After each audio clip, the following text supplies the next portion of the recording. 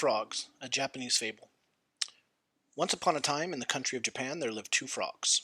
One made his home in a ditch near the town of Osaka, on the seacoast. The other dwelt in a clear little stream that ran through the city of Kyoto. At such a distance apart, they had never heard of each other. But, funnily enough, the idea came into both their heads that they should like to see a little more of the world. After much thought, the frog who lived at Kyoto decided he wanted to see Osaka and the sea. At the same time, the frog who lived at Osaka decided he wanted to go to Kyoto. So, one fine morning, they both set out along the road that led from Kyoto to Osaka. Halfway between the two towns, there arose a mountain that had to be climbed. It took them a long time and a great many hops to reach the top. But they were there at last. Each was surprised to see another frog standing before him. They looked at each other for a moment without speaking. Then they fell into conversation, explaining the cause of being so far from home. It was delightful to find that they had both felt the same wish, to learn a little more of their native country. As there was no hurry, they stretched themselves out in a cool, damp place for a good rest before they parted. "What a pity we are not bigger," said the Osaka frog. "We could see both towns from here, and tell if it is worth our going on."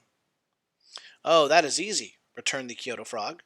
"We have only to stand up on our hind legs and hold on to each other. Then we can look at the other town we are traveling to." This idea pleased the Osaka frog. He jumped up and put his front paws on the shoulders of his friend, who had risen also. There they both stood, stretching themselves as high as they could and holding each other so they might not fall down. The Kyoto frog turned his nose toward Osaka, and the Osaka frog turned his nose towards Kyoto. But the foolish things forgot that when they stood up, their great eyes lay in the back of their heads. Though their noses might point to the places they wanted to go, their eyes beheld the places from which they had come. "Dear me," cried the Osaka frog, "Kyoto is exactly like Osaka. It is certainly not worth such a long journey. I shall go home."